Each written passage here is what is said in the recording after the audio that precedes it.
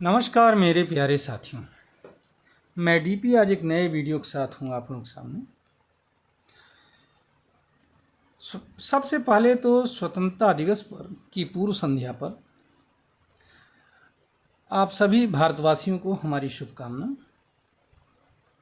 और इसके साथ ही साथ पाकिस्तान के भी समस्त नागरिकों को अनेक अनेक शुभकामनाएं कि वे भी अपना 77वां स्वतंत्रता दिवस मना रहे हैं। वैसे तो आज पाकिस्तान में खुशी का दिन होना चाहिए और मैं उम्मीद करता हूं पाकिस्तान वाले खुशी से अपने स्वतंत्रता दिवस को मना भी रहे होंगे, लेकिन रिपोर्टें बताती हैं कि आधा से ज़्यादा पाकिस्तानी बहुत दुखी हैं। क्यों?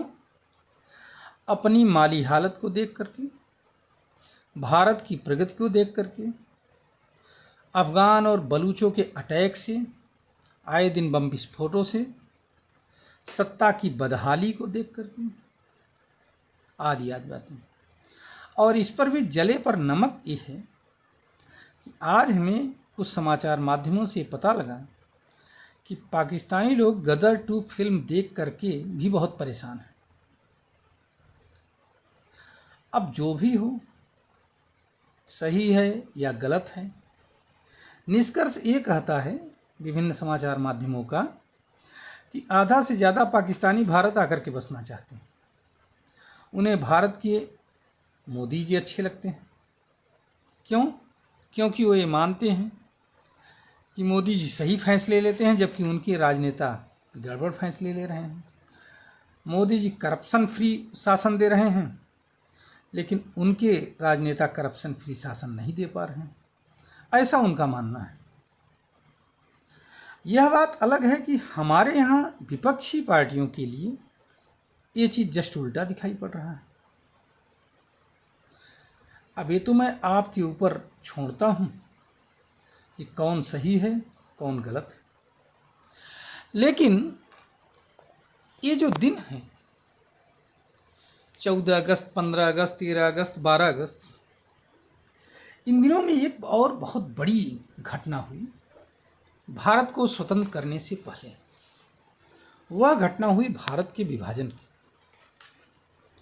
जिसमें भारत को विभाजित कर दिया गया था और भारत 2 राष्ट्र के रूप में एक नया राष्ट्र आ गया भारत को विभाजित करके। एक तो भारत ही और दूसरा पाकिस्तान। अब सवाल यहाँ पर ये पैदा होता है कि बहुत सारी कहानियाँ हैं, बहुत सारी किताबों को आप लोग भी पढ़ रहे होंगे, नहीं पढ़ रहे होंगे तो पढ़ेंगे और जानेंगे। अगर हम कुछ पॉइंट्स पर विचार करें तो हमें खुद ही ये लगता है कि भारत का विभाजन किस आधार पर किया गया था। सबसे पहली बात तो ये है कि इतने जल्दीबाजी में विभाजन किया गया था भारत का, ऐसा लगता है हमें। और आप लोग भी जब पढ़ेंगे, पूरा इतिहास देखेंगे तो आप लोगों को भी लगेगा, क्योंकि हमारे नीति नियंताओं को, चाहे वो अंग्रेज रहे हो, चाहे कांग्रेस पार्टी रही हो, चाहे जो भी नेता रहा हो, उनको इस बात का अंदाज़ा ही नहीं था विभाजन के बाद में इतने लोग शिफ्ट होंगे, इतनी मारकाट मचेगी। ये जो शिफ्ट होने वाले लोग हैं, ये एक जगह से दूसरी जगह कैसे आए जाएंगे, कौन सा साधन इनको मुहैया कराया जाएगा, कौन सी इनको सुरक्षा दी जाएगी, इस पर कोई विचार नहीं किया गया। तभी तो लगातार मारकाट होती रही। दूसरा विषय ये है कि जिन्ना, जो कि पाकिस्तान के फादर भी बने, फादर ऑफ नेशन भी बने, और उन्हीं के कहने पर विभाजन किया गया था, ऐसा कहा जाता है। तो जिन्ना टीबी के मरीज थे और उनका इलाज लंदन और मुंबई में चल रहा था। क्या उनके डॉक्टरों को ये नहीं मालूम था कि ये कुछ ही दिनों के मेहमान हैं? मालूम था उनको। फ्रीडम एट मिडनाइट जब आप पुस्तक पढ़ेंगे तो उसमें क्लियर कट जिक्र आता है इसका कि मालूम था। लेकिन कुछ लोग कहते हैं कि बताया नहीं गया, कुछ लोग कहते हैं कि जानते हुए भी किया गया। जो सही हो जो गलत हो ये तो मैं नहीं जानता हूँ, लेकिन यह जानते हुए भी कि जिन्ना कुछ दिनों के ही मेहमान हैं, विभाजन को कुछ दिनों तक और रोका नहीं गया और 15 अगस्त तक आनन फानन में एकदम विभाजन कर दिया गया। जैसा कि बाद में हुआ भी कि देश के स्वतंत्र होने के बाद में, पाकिस्तान बनने के बाद में साल भर भी जिन्ना जीवित नहीं रहे और टीबी की वजह से चल बसे थे। अब एक बात और भी आपने देखा होगा, भारत के विभाजन की जो लाइनें खींची गई वो किसने खींचा था? रेडक्लिफ ने। तो रेडक्लिफ को उस समय लंदन से बुलवाया गया था। कहा गया था आप भारत की और पाकिस्तान के बीच की बाउंड्री लाइन बनाओ। अब रेडक्लिफ साहब जो बना रहे थे बाउंड्री लाइन, वो उन एरियाज के 95 to 98% एरिया में वो कभी गए ही नहीं थे। बस कागज़ पर ही, मैप पर ही सब लाइनें बना दिया फटाफट उठा करके, या हवाई सर्वेक्षण करके लाइनें बना दिया था। समझ में ही नहीं आता ऐसा विभाजन कहाँ होता है भैया। आगे बढ़िए। जब विभाजन हुआ तो पाकिस्तान के पहले गवर्नर जनरल कौन बने? जिन्ना बने। और भारत के कौन बने? भारत के लॉर्ड माउंटबेटन ही बने रहे। अब आप बताइए कि क्या कोई भारतीय इतना उपयुक्त उस समय नहीं था जो कि भारत का गवर्नर जनरल बन सकता, या कि हमारे राजनेताओं में यह अकल नहीं थी कि वो किसी अपने ही आदमी को गवर्नर जनरल बनाते? ये भी एक समझने का विषय है। और धर्म के आधार पर विभाजन किया गया और भारत बन गया एक सेकुलर राष्ट्र। सबसे बड़ी बात यह है इसमें कि इतने लोगों की बलि ले ली गई, लाखों लोग कत्लेआम में मारे गए।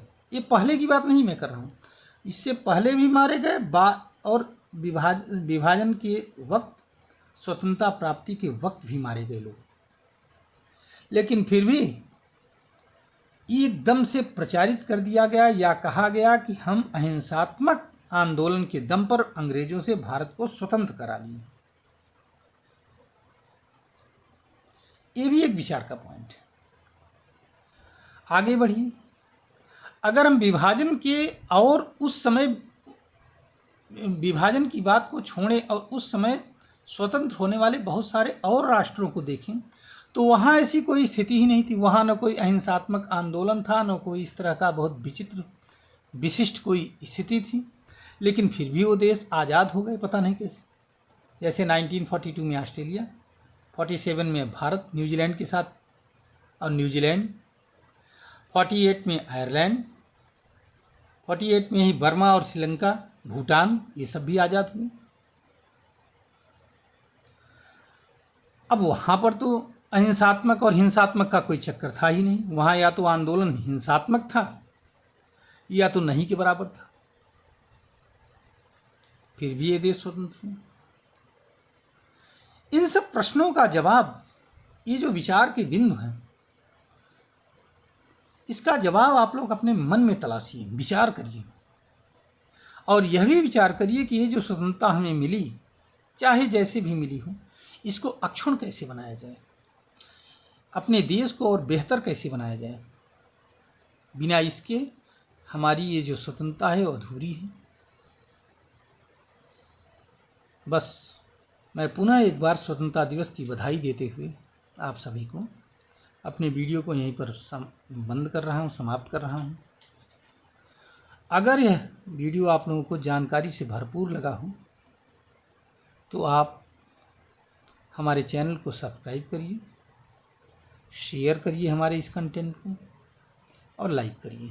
धन्यवाद, नमस्कार, जय हिंद, जय भारत, वंदे मातरम।